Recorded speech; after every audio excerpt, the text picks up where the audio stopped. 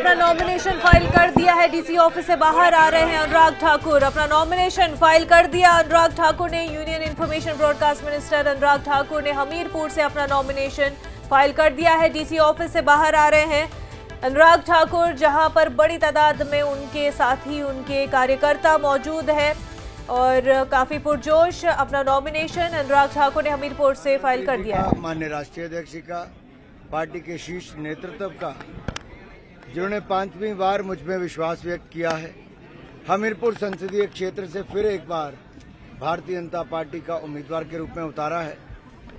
पहले भी 4 बार हिमाचल की जनता ने हमीरपुर से कीर्तिमान बनाया है और अब की बार भी भारतीय जनता पार्टी के कार्यकर्ताओं के परिश्रम और जनता के आशीर्वाद से जहां हमीरपुर संसदीय क्षेत्र को भी जीतेंगे, हिमाचल की चारों लोकसभा और हम देश में 400 सीटें जीतकर मोदी जी की सरकार बनाएंगे। शुरू करेंगे चुनावी सर, पिछली बार आप 5 क्या होंगे, आप 4 लाख से ज्यादा जीते, क्या इस बार रिकॉर्ड तोड़ होगा? कांग्रेस जिस तरह से हमलावर है कि बेरोजगार, भारतीय जनता पार्टी ने विकसित भारत का संकल्प लिया है और संकल्प से सिद्धि तक ले जाने के लिए मोदी जी की सरकार की स्थिरता, निरंतरता बहुत आवश्यक है। और देश की जनता ने देखा है कि कैसे पूर्ण बहुमत की सरकार बनाओ तो उसका लाभ मिलता है और 10 सालों में देश 10वें नंबर से 5वें नंबर की बड़ी अर्थव्यवस्था बना, अब तीसरी बड़ी महाशक्ति बनने की तैयारी है। हिमाचल की जनता के लिए क्या आज संदेश देना सर जा रहे हैं? हिमाचल की जनता से यही कहूंगा कि चारों लोकसभा सीटें जिताएं और मोदी जी की सरकार बनाएं। हिमाचल मोदी जी का दूसरा घर है। हिमाचल ने जो मांगा मोदी जी ने वो दिया है और मोदी जी के बिन मांगे हिमाचल ने भी हर बार चारों लोकसभा सीटें जिताई। सर, पिछली बार आप 4 लाख से जीते थे, क्या आपको लग रहा है कि इस बार रिकॉर्ड होगा जिस तरह का जन समर्थन आपको यहाँ पे मिल रहा है? देखिए, मैं कभी ये तय करके नहीं चलता कि कितने, ये जनता ही अपने आप इतना उत्साह, उमंग और जोश भर देती है कि हर बार एक नया कीर्तिमान बनता है। और इस बार भी आपने देखा विजय संकल्प यात्रा में उत्साह और जोश अद्भुत था, एक अलग ही नजारा देखने को मिलता था।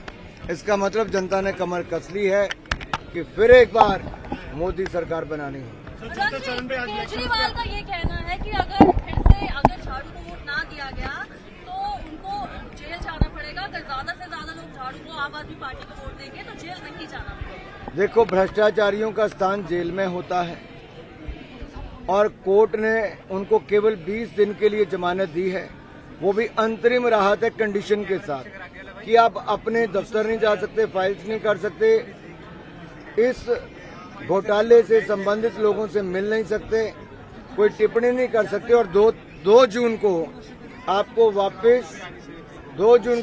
वापस जेल जाना पड़ेगा। और कल भगवंत मान जी कितना मुस्कुरा के कह रहे थे कि 2 तारीख को अरविंद जी जेल वापस जाएंगे। अब खड़गे जी का कहना है कि अगर मोदी जी वापस आते हैं तो ट्राइबल दलित सभी को फिर से जो है वो स्लेव बनना पड़ेगा। इसके ऊपर आपका रिएक्शन क्या है?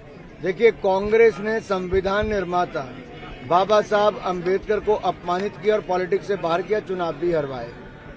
दूसरी ओर नरेंद्र मोदी जी की सरकार है जिन्होंने बाबा साहब के नाम पे पंचतीर्थ बनाए, संविधान दिवस मनाया और अधिकतर स्कीमों में 70% से ज्यादा लाभार्थी SC, ST, OBC हैं, चाहे PM किसान सम्मान निधि हो या फिर मुद्रा योजना हो, आवास योजना हो, करोड़ों की तादाद में SC, ST लाभार्थी हैं। मोदी सरकार 10 साल देश में रही, 30 साल से हमारी सरकार गुजरात में है, 20 साल से मध्य प्रदेश में है, अन्य राज्यों में कई सालों से। हमने कभी ना आरक्षण को छेड़ा है, ना कोई बदलाव किया, ना आगे करेंगे। आरक्षण अगर SC, ST, OBC अगर किसी ने हक मारा है तो कांग्रेस ने 5% आरक्षण मार लिया और SC, ST, OBC का हक छीन लिया। बेरोजगारी पे क्या स्टैंड है? अगर आप पिछले कुछ वर्षों के आंकड़े देखेंगे, 2018 से 2024 तक 7 करोड़ 60 लाख लोगों ने EPFO में रजिस्ट्रेशन कराया। पिछले साल ही अगर आप पिछले 11-12 महीनों का आंकड़ा देखेंगे, लगभग 1,44,00,000 से ज्यादा रजिस्ट्रेशन और लोगों को रोजगार के अवसर मिले। लगातार देश की अर्थव्यवस्था आगे बढ़ रही है। जीएसटी के आंकड़े भी दिखाते हैं कि जो 90,000 करोड़ कलेक्शन थी बढ़ के 2,14,000 करोड़ हो गई। इसका मतलब व्यापार भी बढ़ रहा है, रोजगार भी बढ़ रहा है। और कंगना की स्टेटमेंट के ऊपर क्या कहेंगे कि चलिए जी, बहुत धन्यवाद। केंद्रीय मंत्री और हमीरपुर लोकसभा सीट से भाजपा प्रत्याशी